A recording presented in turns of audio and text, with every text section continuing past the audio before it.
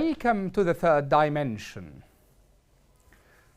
The Gaza ceasefire, signed by world leaders in Sharm el-Sheikh last Monday, has raised hopes for calm in the Red Sea, but peace remains fragile and major shipping traffic hasn't returned to one of the most crucial international shipping routes in the world.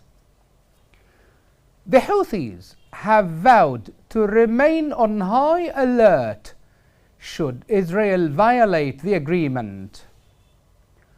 While the Gaza deal may temporarily reduce the Houthis' pretext for supporting Palestinians, experts warn they could still intervene in future Israeli-Palestinian conflicts, including the West Bank. Yet, as the truce now in effect, observers say the Houthis face a moment of strategic reckoning that could define its future trajectory. To discuss this topic, joins me from Washington, D.C., Nicholas Brumfield. Mr. Brumfield is a senior Yemen researcher and a maritime security expert.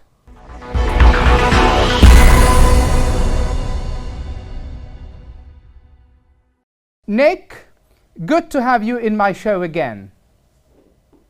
Thank you for having me, Dr. Omar. Okay. Now, if we start from the big event, the Peace Summit last Monday, the world leaders gathered in Sharm el-Sheikh, to sign the Gaza peace ceasefire.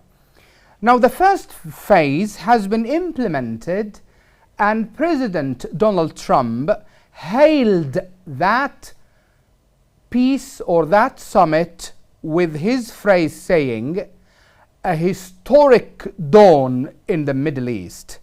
The question is, does that historic dawn apply to the Houthis and calm in the Red Sea too?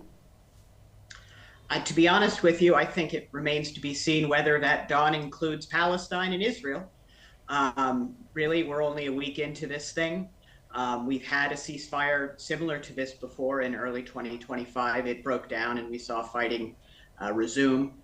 So I would be quite cautious about prescriptions of peace in the Middle East or a dawn in the Middle East, to the extent that we do see that conflict in Gaza begin to die down and hopefully not an escalation in the West Bank. I do think you are going to see a linked de-escalation from the Houthis, at least in the Red Sea, if not necessarily in Yemen itself. Yeah, okay. Now, if we just narrow down the debate to the Houthis, the first reaction made by the Houthis on Gaza ceasefire, Abdul Malik al-Houthi, the leader, said that Yemen will be monitoring Israel's compliance with the Gaza ceasefire deal, warning that the Yemeni people, in his words, support for the Palestinians would continue if the deal isn't implemented. What do you read on that statement? I mean, looking at previous Houthi actions, I do think you should really, in terms of what he's saying, it's more or less what they're going to do. We saw this happen with the January ceasefire, where that happened and was in effect for a couple months, and then you began to see Israel blockading food and other supplies into the Gaza Strip. And then I believe in early to mid-May, you saw the Houthis begin to say, oh, we're going to begin imposing sanctions again on shipping or Israeli interests. And then that bled into Operation Rough Rider in mid-May 2025 and everything that we've seen over the course of the last several months. So I do think the Houthis they aren't always honest, but I think they're being honest right now with their intentions, which is they're going to keep an eye on it. And if it does seem to be going in the same direction of where we saw it going in early to mid 2025, they're going to break out again and begin attacks. Okay, Nick, if we could move to the core issue here, which is maritime security, Now, maritime experts and shipping industry insiders, okay, are not expecting a return of ocean carriers to the Red Sea anytime soon, despite the Israeli-Hamas ceasefire deal. Okay, and it would be interesting to bring here, okay, Alan Murphy, the founder and COO of Sea Intelligence. He says, okay, that this is all still very early days. As a maritime expert, Nicholas, okay, how do you assess the current level of threat in the Red Sea now? To the extent that the ceasefire is going to be implemented and maintained, I do think you are going to see a drastic reduction in the threat environment in the Red Sea. That said, it's going to be a very gradual drawdown in terms of people's willingness to risk, very expensive assets, going by something that the Houthis may decide to launch something. But I do take the Houthis seriously when they have directly linked their attacks in the Red Sea to Israel's attack on Gaza. The one thing that might theoretically put a wrinkle in that, and that has been the consistent Houthi line for almost 2 years now, was the recent sanctions issued by the Houthi movement against several major U.S. oil companies on September 30th. This was in response to U.S. sanctions against fuel imports into Houthi-held Hodeidah port. And so the Houthis, at least within their own kind of idea of what legal frameworks work, they have sanctioned those companies and said that they're going to use everything in their power to prevent them from doing their operations. So that is the one factor where I'm like, they did that before the Gaza ceasefire. They may kind of try to connect it to the Gaza ceasefire. But that is something to remain to be seen as well. Okay. In the same line, Nicholas, okay, don't you think that sanctioning these U.S. companies, okay, can be understood in the context of the Houthis' long history of backtracking their commitments, okay? And perhaps, a senior Yemeni expert, Brigid Toumi, she coined this Houthi conduct by saying, a promise from the Houthis isn't worth the paper it is written on. How do you comment on this? So, I generally agree with the idea that the Houthis are not necessarily ones to maintain their agreements. Any agreement that they make is definitely to be approached suspiciously, I think. That said, I do think it's a look at their conduct in the Red Sea up until late September, even in the face of continued U.S. sanctions against fuel into Hodeidah port and various financial institutions in Sana'a over the course of the last several months. They haven't targeted U.S. interests. So I do agree with that sentiment. I do think it can, in part be applied in this instance. I also do think it's important to look at the larger context of U.S. sanctions, and so it's not like that the Houthis just decided to do this. There was a larger context as well. Okay. Another possibility experts are talking about also, it's not only the Houthis, it's Israel. Okay, some observers say, Nicholas, that even if the Houthis suspend their attacks, Israel's persistent perception of them as a security threat could keep the tensions alive. Do you share that understanding? I do. I think that we're going to see Yemen begin to occupy a similar position in the Israeli military sort of security consciousness as Hezbollah did prior to the start of the 2023 war. I think the Israelis are very aware of perhaps some of the shortcomings that they brought to their conflict with the Houthis beginning in 2023, and they are not going to want to repeat those again. I think they're going to invest heavily in intelligence assets, and they may very well conduct a kind of one-off strikes, very similar to what we saw them conduct in Lebanon or Syria or the West Bank or Gaza, whenever it's kind of suits them to maybe try to kill a Houthi leader or something along those lines, kind of in between wars, as they say. So yeah, I do think that it's a new environment vis-a-vis Yemen and Israel going forward. Yeah, okay. So mentioning Hezbollah, okay, this brings us also to Iran, okay, as the major backer of Hezbollah and the Houthis, okay? Now with the change of dynamics in the Middle East, okay, observers have started calling Iran being what we call the bankrupt gambler, okay? But we need to stop on the reaction made by one advisor to Ali Khamenei commenting on Gaza ceasefire, saying, okay, that the start of the ceasefire in Gaza may be the end of the ceasefire somewhere else, okay? He could be referencing to Hezbollah or the Houthis. What is your assessment on this? So yeah, I think there's a number of ways that you can interpret that sentiment. I think from the sort of Iranian position, if I'm sitting in Tehran and Israel decides that Gaza is kind of over for now, in terms of threat perception, I think the Iranian leadership is very much worried about, is Israel going to strike Iran? Is Israel now going to try to use the bandwidth that it's freeing up by not necessarily being in Gaza as much to try to deal with Iran or the Houthis? You could also conversely interpret that, and I think this is going to be a dynamic that we see begin to play out on the ground in Yemen, is the Houthis in particular need an external enemy to be able to justify their pretty authoritarian control in northern Yemen. And perhaps in terms of ceasefires, they're going to begin to escalate things on the ground in Yemen to maintain that kind of warlike footing that they like, to be able to control society and to maintain their power. So yeah, it's unfortunately a lot of different perspectives to take, but none of them very good. Yeah, okay. But does Iran still have that regional influence now, Nicholas? I do think they still have a very strong relationship with the Houthis. I think supporting the Houthis to the extent that Iran has been doing, I mean, we've seen just over the course of the last several months, multiple very, very large shipments being intercepted of presumed Iranian weaponry.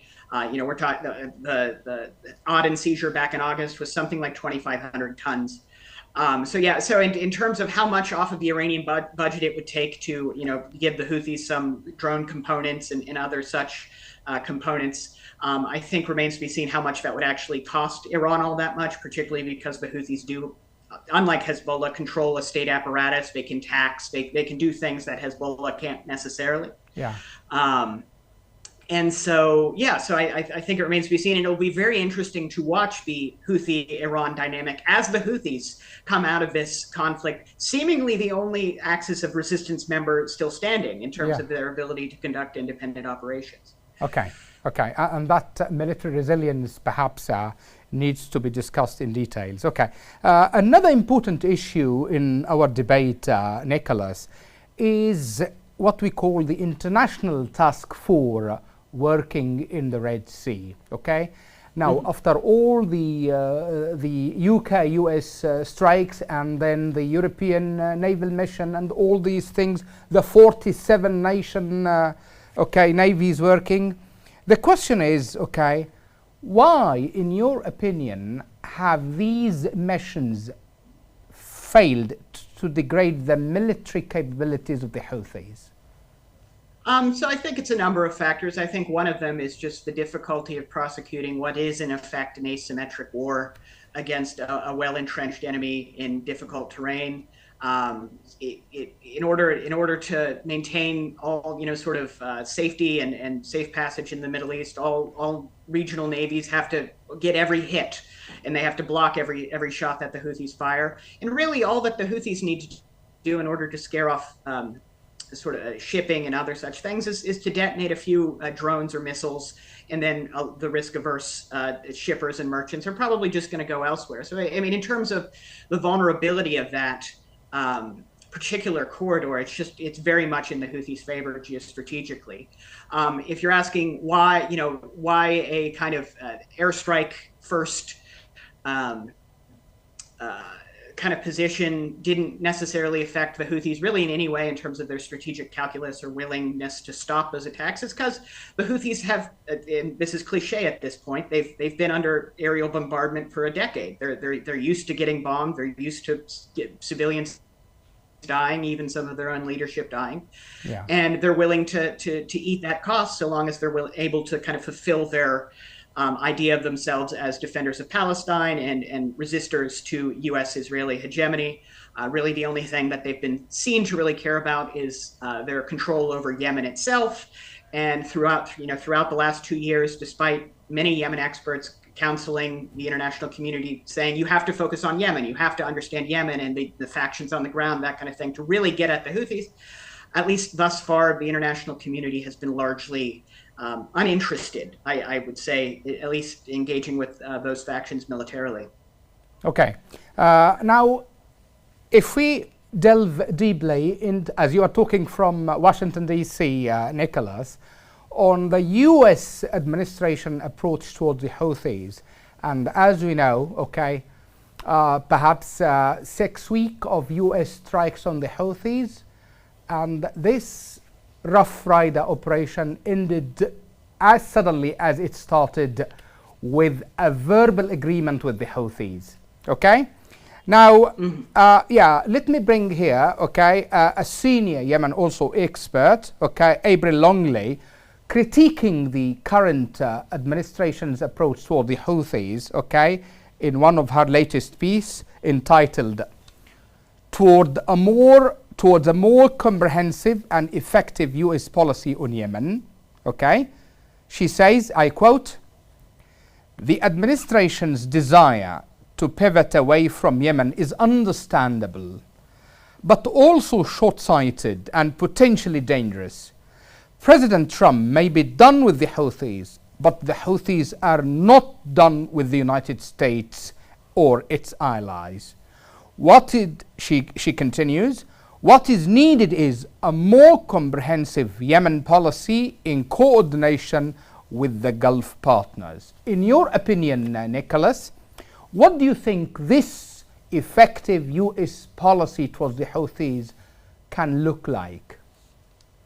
So, I mean, ultimately, and this people who focus on Yemen as opposed to larger regional dynamics or international dynamics have been saying this for literally a decade, saying that if you really want to get at the Houthis, you have to focus on a comprehensive approach to Yemen. And for one reason or another, over the course of the last decade, multiple U.S. administrations really haven't been interested in developing that comprehensive policy. I think because they think that it would be way too costly and not necessarily deliver all that they were sort of wanting it to. I think such a comprehensive policy would necessarily require sitting down with Saudi Arabia and the United Arab Emirates and sort of ironing out the differences between them and the various factions that they back in Yemen so that they'll stop fighting each other more than they fight the Houthis. I think it will require engaging with the Yemeni government and all of its various factions, and really getting them to sit down and say that what is the minimum agreeable kind of situation that we can all agree to, so that we can finish this war or get to a place where we can sort of get peace in Yemen, and then maybe we can go back to hating each other and going after each other. But really, it's that fundamental weakness within the Presidential Leadership Council itself, which is reflective in part of the differences between the Gulf states themselves, that prevents the Yemeni government from being able to really counter the Houthis in any significant way. Okay. As you have raised it, Nicholas, okay, that the fragmentation and the cracks among the Presidential Leadership Council also in a way emboldens the Houthis, okay?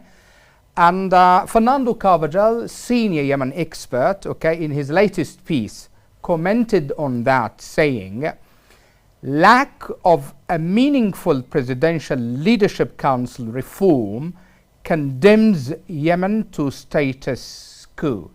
Do you share with Fernando that understanding?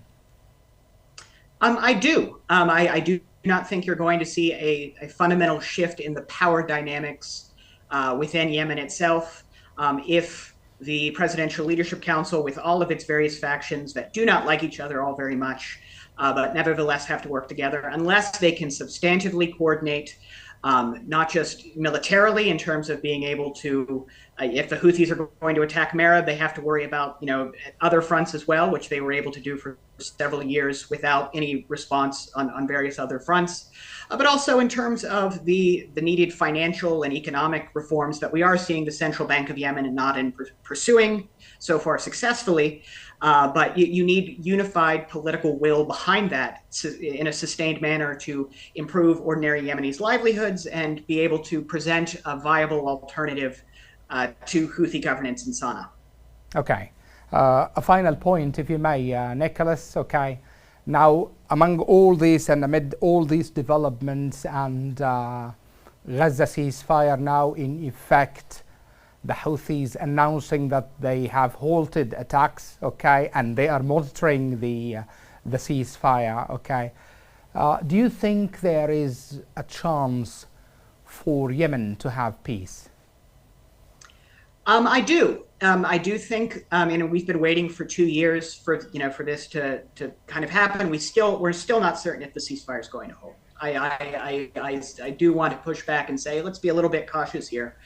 Yeah. But if it does hold, I do think that does provide an opportunity, perhaps, for Saudi Arabia to move forward with its kind of peace process. Whether or not a lot of Yemenis are going to be happy with that, I think remains to be seen. But that was a process that was ongoing shortly before the outbreak of hostilities in October 2023, and the Saudis may try to return to that. I don't think that Saudi Arabia or the peace process is going to be able to return to exactly where it was before with no problems. I think 2 years of regional transformation may have changed the calculus among a number of parties that make that more difficult. But the opening presented by the Gaza ceasefire could allow that to move forward. Okay. This brings us to the end of this interview, Nicholas. Thank you so much for your time and insights, and thank you for talking to Yemen Today TV. Thank you for having me. Thank you.